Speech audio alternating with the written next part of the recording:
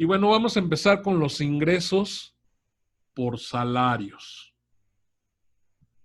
Tenemos aquí los datos primeramente. Estamos hablando que una persona física obtuvo ingresos por salarios. Es un solo individuo, y únicamente obtuvo ingresos por salarios. En este caso, pues vemos que de lo que vendría siendo el salario y no prestaciones, en el año obtuvo 52,531.20, realmente un salario bajo, ¿sí? Por ahí en el mes de mayo, pues percibió un pago de PTU.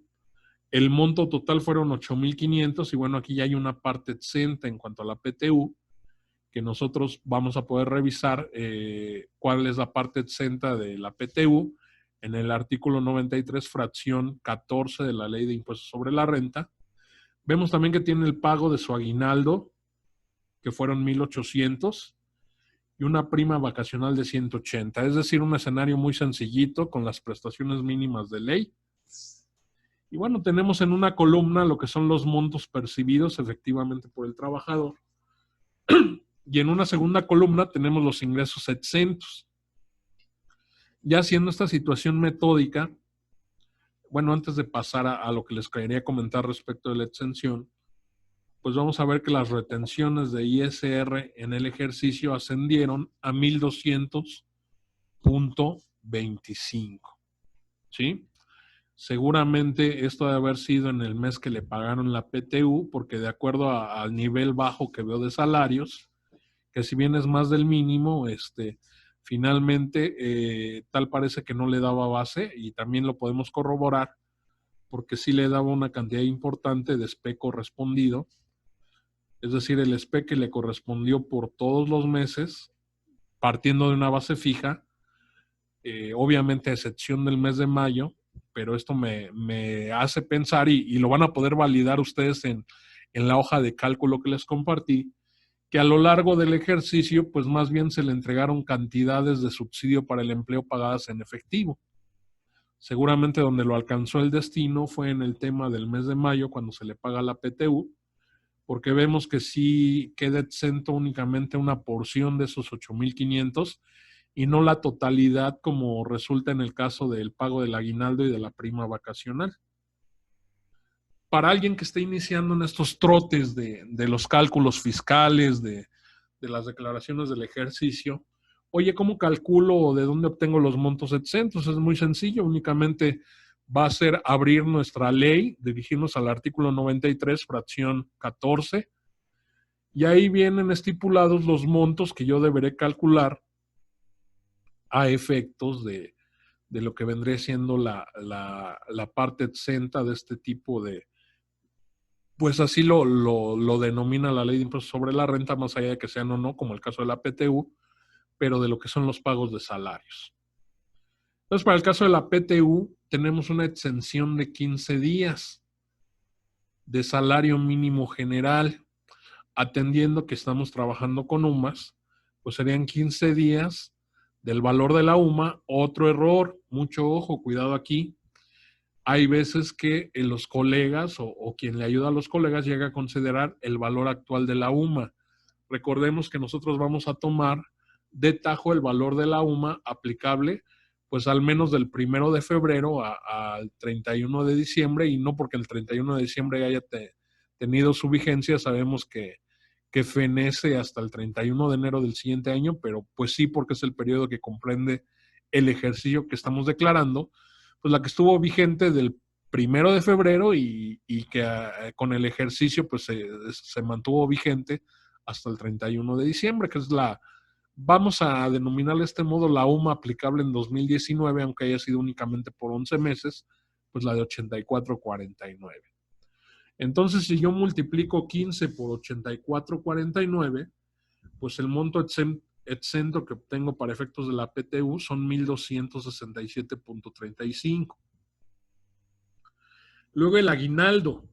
El aguinaldo me indica que, ojo, el artículo 93 en su fracción 14, por ningún lado dice que sea una UMA elevada al mes, dice 30 días de UMA. Habría que ver, según yo, el aplicativo sí está considerando de forma correcta esta exención, Pero bueno, se entendería que son 30 días, no 30.4 ni una UMA mensual. Entonces son 2.534.70.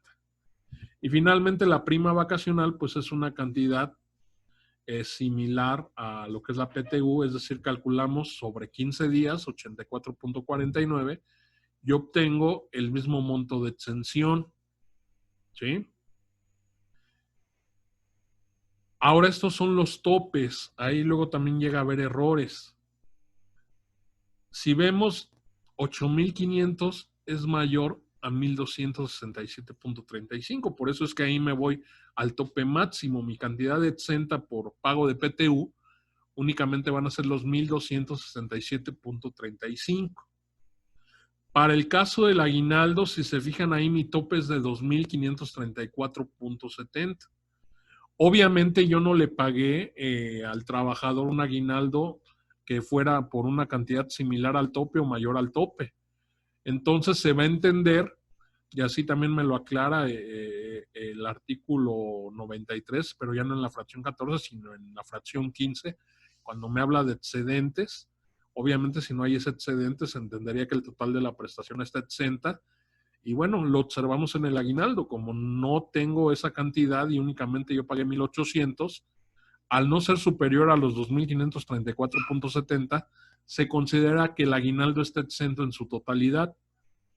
La prima vacacional, pues, fue 180 lo que se le pagó al trabajador y tenía un tope de hasta 1.267. En ese mismo sentido, pues se entiende que también está totalmente exenta. Sé que puedo sonar así como que, ay, ¿cómo crees que estás explicando esto? Pero créanme que hemos encontrado papeles de trabajo donde al monto total le restan el exento con los montos tope y por ahí les dan unos negativos que al final en la sumatoria o en el consolidado ni los detectan y dicen, ay, mira, sí hay base, ¿no? Pero pues a un aguinaldo ya le consideran una parte exenta de 2.500 cuando ni siquiera se le pagó esa cantidad, ¿no? Entonces no está por demás que tengan especial cuidado, que le echen ojo a sus papeles de trabajo para evitar este tipo de situaciones. Bueno, hasta aquí todo bien y bien sencillo y seguramente dirán, ah, bien papitas, bien fácil el caso práctico, ¿no?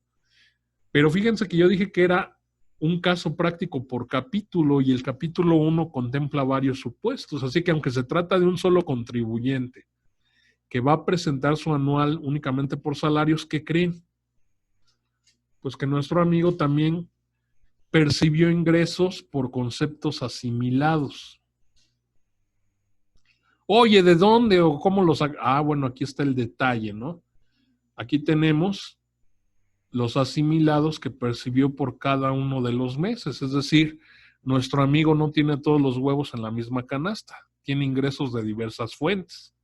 Y así ya no se ve tan poquito el ingreso por salarios, ¿no? Que si bien insistimos, en el caso de asimilados no se trata de salarios, sí se trata de una mecánica para calcular el impuesto como si fuera un salario. Aquí pudiera ser que a lo mejor se trate de alguna de las fracciones que optativamente me permiten asimilarme, o que a lo mejor sea miembro de una sociedad civil y se le dieron remanentes o anticipos de lo que vendría siendo utilidades. Pero bueno, ya sea que obligada o voluntariamente por opción lo haya requerido nuestro contribuyente del capítulo 1, pues aquí tenemos el desglose, el detalle de lo que percibió mes a mes. Y por supuesto, en un escenario lógico de asimilados, pues se entendería que alguien que es freelance o que a lo mejor percibe honorarios y que optó por asimilarlos, pues no percibe una cantidad fija y recurrente, varía según los trabajos que efectúe en el ejercicio. Pero bueno, fíjense, en la anterior lámina tenemos primeramente los datos, ¿no? Y luego la pregunta, ¿los datos de dónde salieron? Bueno, aquí está desglosado por mes y tenemos los totales al final con ingresos por asimilados por 206,000 pesos y una sumatoria de ISR retenido que se detuvo por la suma de cada uno de los meses de 30,417. Entonces ya tenemos dentro del capítulo de salarios dos conceptos: ingresos por salarios con las prestaciones mínimas, pero también tenemos ingresos por conceptos asimilados. Obviamente partiendo de la idea que no se trata el empleador, que es al que le estemos prestando el servicio, ¿no? Porque luego así se las gastan, ¿no? Te encuentras lugares donde una parte te la pagan por salarios y otra por asimilados, y tú dices, bueno, ¿está subordinado o no está subordinado? Pero bueno, decíamos aquí para este caso del ejemplo, pues el amigo tiene ingresos de distintas fuentes. ¿Qué creen? Que además en el mes de febrero, como él pues salió medio raspado en diciembre de 2018 y pues se retiró de una empresa y andaba peleando ahí una liquidación. Fíjense que en el mes de febrero lo alcanza el destino y el último lugar donde laboró, a nuestro amigo le paga una indemnización de 88,000 pesos. Nada despreciables y más ahorita en esta época de emergencia sanitaria, ¿no? Estos los percibe en febrero. ¿Por qué en febrero? Pues para que ya utilicemos la UMA que está vigente a partir del 1 de febrero. A lo mejor se hubiera percibido, en este caso, la indemnización o la liquidación en el mes de enero, pues hubiéramos tenido que utilizar todavía la UMA anterior, ¿no? La que predominantemente estuvo vigente en 2018. Y aquí ya empezamos a hablar de unos datos medio raros que ya como que no me gustó el caso práctico, porque, a ver, hablábamos de ingresos objeto, no objeto, acumulables, exentos, etcétera, y ahora ya pues me manejas otras variantes, me hablas de una parte acumulable, o sea, parte de un ingreso acumulable y parte de un ingreso no acumulable. Pues no acumulables son los exentos, ¿no? Porque no se acumulan. Vamos a aclarar ese punto para efectos de la ley del impuesto sobre la renta. Cuando encontremos ingresos acumulables y no acumulables, no refiere a que sean exentos o no objeto y que por eso no se acumulan. Únicamente los vamos a encontrar ahorita, al menos para efecto de esto que vamos a revisar, en dos capítulos. Uno es en el capítulo de salarios y otro es en el capítulo de enajenación de bienes. ¿Sí? Y bueno, como tal no viene explicado en la lámina, pero yo espero que sí me entiendan ustedes. Una parte del ingreso que va a ser acumulable quiere decir que se va a acumular con los demás ingresos de los demás capítulos. Y otra parte que va a ser no acumulable no quiere decir que no va a pagar ISR, quiere decir que le voy a calcular el impuesto de una manera distinta a la aplicación directa de la tarifa. ¿Por qué? Estamos aquí hablando de una indemnización, de una liquidación laboral, ¿sí? Entonces vamos a entenderlo así. Yo les preguntaría, aquí para efectos del caso práctico, este amigo, que además de haber laborado todo un ejercicio con un patrón nuevo, que obtenía por trabajos de freelance honorarios asimilados por otro lado y que además en febrero le pagan una indemnización, pues la base para el pago de esa indemnización fueron 3 años. Digo ahorita sin ahondar y sin meternos al cálculo laboral, a que si es coherente o no es coherente, pues él se le paga esta indemnización con base en 3 años de trabajo. Yo les preguntaría, ¿este derecho adquirido de su pago de la liquidación únicamente lo obtuvo porque lo corrieron hasta el mes de diciembre de 2018 o lo obtuvo con motivo de cada uno de los años que laboró o colaboró para esta empresa? Por supuesto que la respuesta de ustedes me van a decir, no, pues si somos realistas, esos 88,000 lo tuvo a cuenta de 3 años de trabajo, ¿no? Bueno, a eso se refiere. Una parte se va a acumular a los demás ingresos de este año porque se entiende que una parte proviene de este año. Pero hay otra parte de esos ingresos que a lo mejor son los otros 2 años que no lo obtuvo por haber sudado en este año o en el año anterior, sino con motivo de toda su antigüedad. En el caso de enajenación de bienes pasa algo similar. A lo mejor yo vendo un inmueble y ese inmueble tiene años que yo lo tengo ahí. Entonces el ingreso que me generó, la plusvalía que se generó, porque estamos hablando también de un terreno, no es únicamente, no se le puede achacar únicamente al último año. Se tiene que proporcionar y dividir entre todos los años de tenencia. Así como aquí se está proporcionando y obteniendo la parte que corresponde a este año. A lo mejor no es el último que elaboró, pero sí en el que se lo pagaron. Y luego los otros años pues serían parte de un ingreso que no se va a acumular a la tarifa. Pero bueno, es lo que quería que entendieran. No se me hagan bolas, hasta aquí no les he dicho cómo se calcula. Aquí tengo yo en los datos informativos que hay una parte grabada acumulable de 8,000 y una parte grabada no acumulable de 57,188. Eso no es lo importante, eso es a modo de dato informativo nada más. Y bueno, quizá lo que sí a estas alturas ya requieren saber es que, al igual que en salarios, tengo un monto, tengo una columna donde me señala el monto y lo que se me pagó fueron 88,000. Y tengo una columna que me señala el exento y son 22,812. Aquí cabría la pregunta, ¿cómo obtengo el importe exento? Bueno, consideramos que fue en febrero, ya estaba vigente la UMA de 84,49. El pago total de esta liquidación fue de 88,000 pesos y los años base, la antigüedad, fueron 3. ¿Qué me dice en este caso el artículo 93, fracción 13? Que la exención corresponde a 90 veces la UMA por cada año de servicio. Ya si hacemos, y en este caso sustituimos en esta pequeña formulita, vamos a multiplicar 90 veces por el valor de la UMA, que es 84,49, y luego eso multiplicado por los 3 años. ¿Sí? Oye, ¿fue año incompleto o fue año irregular? Bueno, toda fracción de más de 6 meses la vamos a considerar año completo. En este caso, pues decíamos que el amigo fue despedido en diciembre de 2018. ¿Sí? Y bueno, ya tengo ahí, obviamente aquí lo tengo redondeado por la hoja de cálculo, pero pues pudiera ser por ahí con unos centavos. El importe exento son 22,812.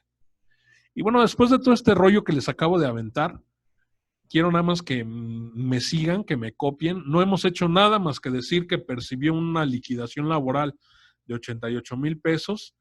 Y ya vimos que hay una parte exenta que en la parte final de la lámina dice cómo la calculamos. Y bueno, nada más aquí les aventé un rollo mareador de que hay una parte que se va a acumular a la tarifa del año y hay otra parte que se va a calcular el impuesto de una manera distinta. Es todo lo que queremos saber al momento. Tampoco los quiero saturar de información. ¿Sale?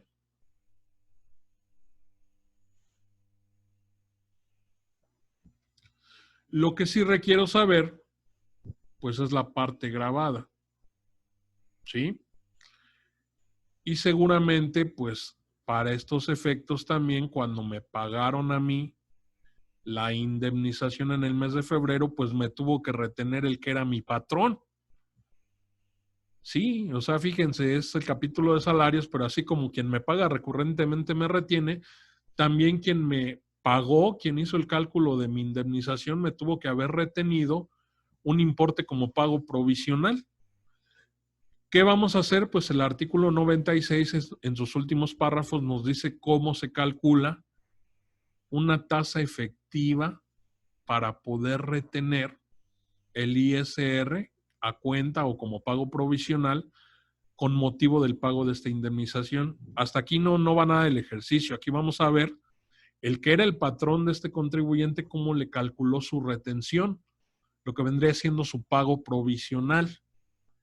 Y fíjense, aquí viene desglosado, tenemos que los pagos por separación fueron 88,000. Luego a eso le disminuyo la parte que no va a pagar impuesto, de acuerdo con el artículo 93, que son 22,812, y me queda una parte grabada de 65,188. ¿Qué me dice el artículo 96? Que a esa parte grabada le voy a aplicar una tasa efectiva. ¿De dónde saco esa tasa efectiva? Pues con un procedimiento en el cual voy a requerir el último sueldo mensual ordinario del contribuyente con este empleador. ¿Cuánto ganaba? Invariablemente que revisando lo que ganó en este año, pues le iba mucho mejor con aquel patrón. Su último sueldo mensual ordinario fue de 8,000 pesos. Y bueno, en este caso lo que se le retenía de impuesto, hay que aplicar la tarifa del artículo 96. Aquí esto no es para calcular, mucho ojo, tengan cuidado con esto, cuánto se le va a retener, aunque aquí diga ISR a retener, es parte de la mecánica para calcular una tasa efectiva. Entonces, por eso es que todo lo que está del lado izquierdo tengo que hacer ese borlote. El que era el patrón de este contribuyente tuvo que tomar como base el último sueldo que le pagó, el último sueldo mensual ordinario. Aplica la tarifa del artículo 96 y el último impuesto que se le retuvo, pues fueron los 624.50, es decir, en el mes de noviembre, ¿no? Si este asunto sucedió en el mes de diciembre, entendemos que el último sueldo mensual ordinario fue el del mes de noviembre de 2018. Bueno, ahora que ya tenemos el impuesto, vamos a sacar una proporción.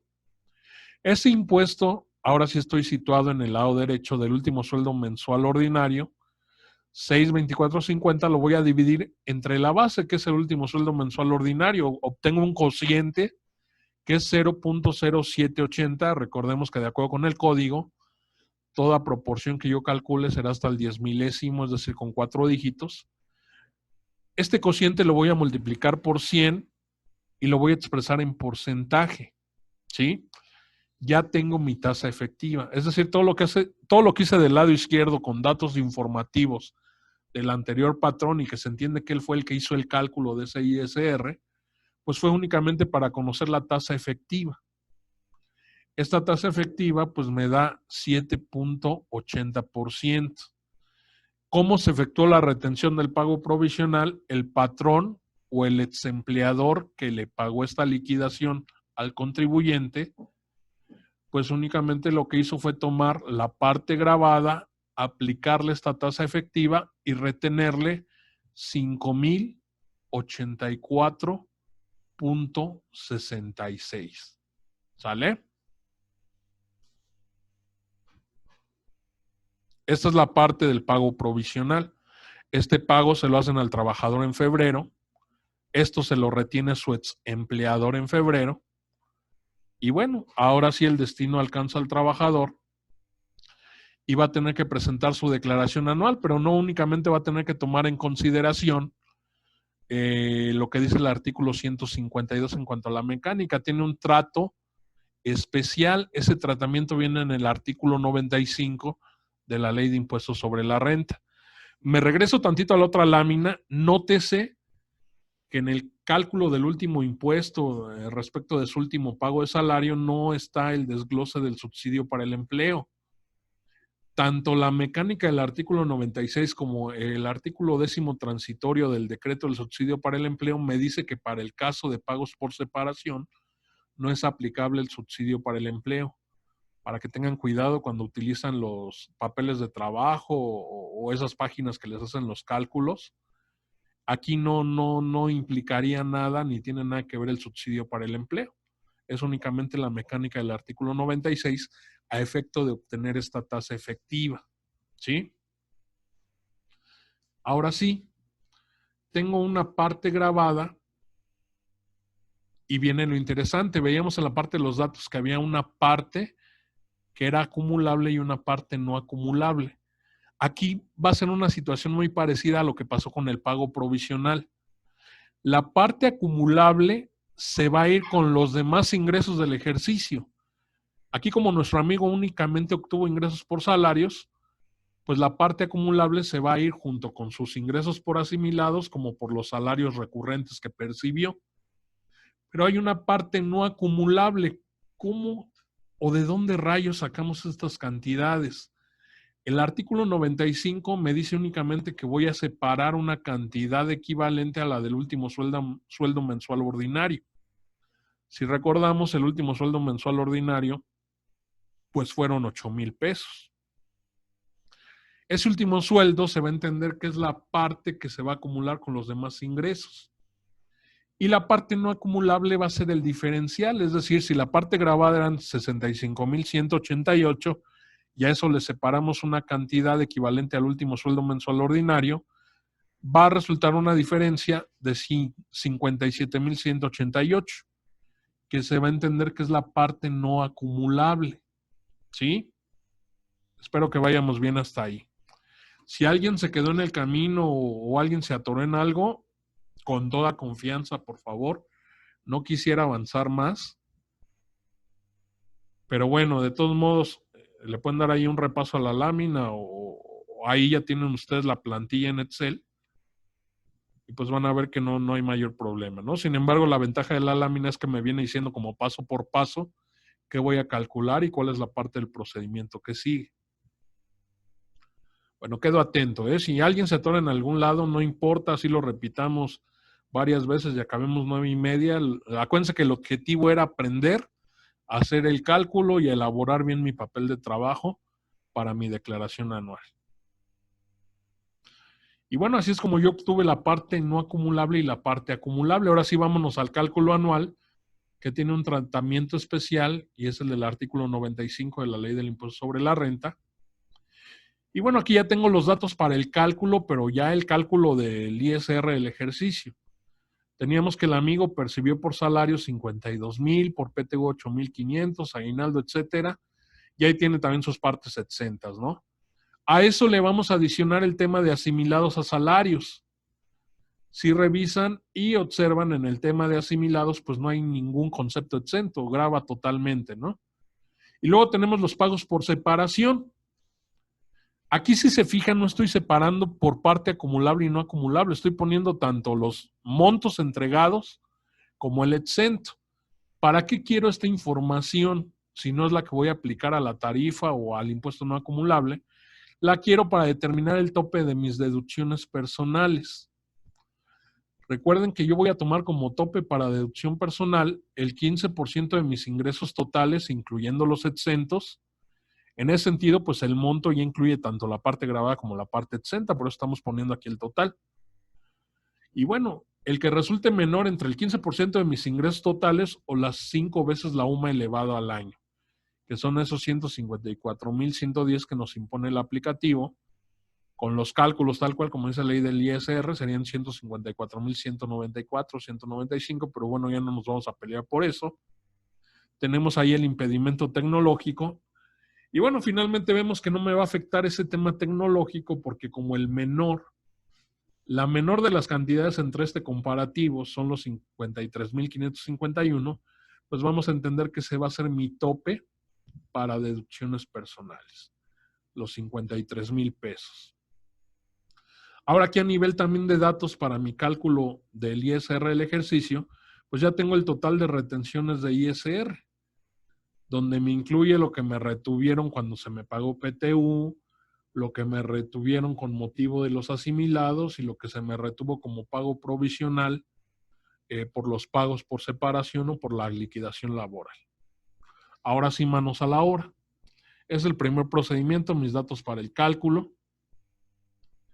Vienen las deducciones personales. Si se fijan, yo lo tengo por separado. Primero todos los del artículo 151, que tienen el mismo tope en lo general, ¿sí? Que son tanto gastos médicos, gastos funerarios, que aunque es un salario mínimo general al año, pues vemos que aquí para efectos de este ejemplo, pues no tenemos gastos funerarios. Sí tenemos intereses reales por créditos hipotecarios y bueno, me da 43,000. Y luego vamos a poner otras deducciones que si bien también son del artículo 151, tienen sus propios topes. Veíamos que para el caso de donativos, pues es el 7%, para aportaciones complementarias de retiro, el menor entre el 10% de los ingresos del ejercicio y los acumulables, o 5 salarios mínimos, o lo que son 5 UMAS anualizadas. Luego vienen los estímulos, que son cuentas personales especiales y colegiaturas, para el caso de nuestro amigo, del contribuyente al que le vamos a realizar el cálculo del ISR del ejercicio, pues no tenía nada. Y bueno, el total de deducciones personales son 43,000 pesos. Me voy a la lámina anterior, veíamos que mi tope era 53,551. En este caso, pues no me aplica el tope, voy a poder deducir el total de 43,000. Y ahora sí me voy a la aplicación de la tarifa anual. A mi total de ingresos por salarios, les disminuyo los exentos y me quedan los ingresos grabados. Pero dentro de los grabados hay unos que son no acumulables, ¿sí? Le resto también los ingresos no acumulables. Ahora sí me quedan única y exclusivamente los ingresos grabados, pero que se van a acumular a la tarifa. A estos ingresos grabados acumulables les voy a disminuir las deducciones personales. Ya vi que no me aplica el tope, puedo disminuir el total. Si no me creen o ya se perdieron, regresamos a los datos. Aquí tengo total de ingresos por salarios, 357,000. Le voy a restar los 700, que son 26,000. Ahí está, ¿no? Ya tengo el total de ingresos grabados, pero luego también tengo unos que no se van a acumular a la tarifa. Tenemos aquí la lámina donde obtuvimos la parte acumulable y la no acumulable. Lo que sí se va a acumular con todos es 8,000 y se van a descartar 57,188. Por eso es que esos 57,188 yo los estoy restando para que únicamente queden como acumulables a la tarifa los 8,000 pesos. Ahora sí disminuyo deducciones personales y tengo ingresos base por 230,763, que son a los que finalmente les aplico la tarifa del artículo 152. Voy a tener un ISR del ejercicio de 33,769,78. Antes de determinar el ISR de los ingresos acumulables, pues tengo que disminuir el subsidio para el empleo que correspondió. Es la suma de las cantidades que correspondieron de acuerdo a la tabla de subsidio para el empleo por cada mes del año. Recordemos que el único mes en el que no le correspondió subsidio, pues en este caso fue el mes de mayo, que fue cuando percibió su participación en las utilidades. Lo cual también nos hace pensar que tal vez el trabajador pues ya venía manejando dos patrones, ¿no? Que recordemos que en diciembre lo corrieron de otro trabajo y hasta febrero le pagaron su indemnización. Entonces también hay que tener cuidado con ese tipo de detalles.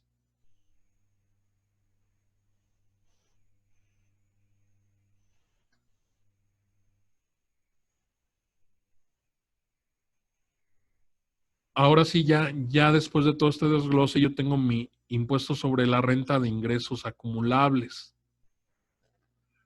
Oye, y las retenciones, vamos para allá. Como tenemos para efectos del capítulo tanto ingresos acumulables como no acumulables, primero lo que hicimos fue calcular el ISR de ingresos acumulables y el siguiente paso va a ser calcular el ISR de ingresos no acumulables. Esto de conformidad con el artículo 95. ¿Qué voy a necesitar? Una situación muy parecida a la del pago provisional, nada más que aquí sí el contribuyente o el contador del contribuyente será el encargado de hacerlo. Voy a tomar, del cálculo que yo acabo de hacer, voy a tomar dos cantidades. Uno, los ingresos base y otro, el impuesto que se acaba de calcular. ¿Por qué? Porque estos ingresos bases son a los que me hace alusión la fracción primera del artículo 95. ¿Sí? Para efecto de determinar un impuesto, que es el que me va a ayudar para determinar la tasa efectiva. Entonces, fíjense, impuesto de la fracción 1 del artículo 95. Si se fijan, aquí el cálculo es exactamente igual al que acabamos de hacer, pero no tomo el impuesto después del subsidio para el empleo. Quedamos que para tema de pagos en separación, subsidio para el empleo no es aplicable. Por eso tomo el ISR del ejercicio antes de aplicar el subsidio. Entonces, el impuesto al que refiere la fracción primera del artículo 95 de Ley del Impuesto sobre la Renta son estos 33,000, que los tengo ahí encerrados en un recuadro. Y la cantidad a la que se le aplicó la tarifa, es decir, ya después de deducciones personales, fue 230,000. Hago la división, obtengo un cociente de 0.1463, lo multiplico por 100, lo expreso en porcentaje, y ahora sí, ¿cuánto era mi parte grabada no acumulable? Si recuerdan, inclusive yo la resté y la habíamos calculado atrás. Son los 57,188, que aquí los tenemos en pantalla. A esos 57,000 les voy a aplicar la tasa efectiva de 14.63. Y ahora sí tengo mi impuesto sobre la renta de ingresos no acumulables. Entonces aquí lo hicimos en dos tiempos. Si no hubiera tenido ingresos por separación, hago todo en un tiempo. A mis ingresos por salarios le sumo los asimilados, le aplico la tarifa, le resto retenciones y tan, ¿no? Como no fue el caso, tuvimos ingresos no acumulables, lo tuvimos que hacer en dos tiempos. En un primer tiempo calculamos el ISR de ingresos acumulables Y en un segundo tiempo calculamos el ISR de ingresos no acumulables para ahora sí efectuar un resumen. Vamos a revisar si tenemos impuestos sobre la renta a cargo o impuestos sobre la renta a favor. Mi total de ISR por ingresos acumulables fueron 29,562.72. Son estos que tenemos acá atrás ya una vez aplicado el subsidio para el empleo. Ese es mi impuesto sobre la renta de ingresos acumulables. Bien. Entonces, ahora voy a tener mi impuesto sobre la renta de ingresos no acumulables, que son esos 8,366 que resultaron de la aplicación de la tasa efectiva, que lo tengo aquí también en la lámina anterior. ¿Sí? Ahora sí tengo el ISR completo del ejercicio, tanto de ingresos acumulables como de no acumulables. A ese total de impuestos sobre la renta del ejercicio le voy a disminuir mis retenciones, es decir, la retención pequeña que tuve en el mes de mayo por los ingresos por salarios, la sumatoria de todas las que me efectuaron con motivo de asimilados y por supuesto esa última que me efectuó mi expatrón o el expatrón del contribuyente con motivo de la retención a cuenta de pago provisional por el pago de la liquidación. Finalmente, el diferencial, es decir, a este ISR del ejercicio disminuyéndole todas las retenciones, pues nos va a resultar un ISR a cargo o saldo a favor. En este caso, como las retenciones son menores al ISR del ejercicio, vamos a tener un impuesto a cargo de 1,227.13. ¿Sale? Y bueno, con eso terminamos el ejemplo individual de un contribuyente que exclusivamente obtuvo ingresos por salarios. ¿Dudas hasta aquí? Ahora es cuando, por favor, antes de que pasemos a actividad empresarial y profesional.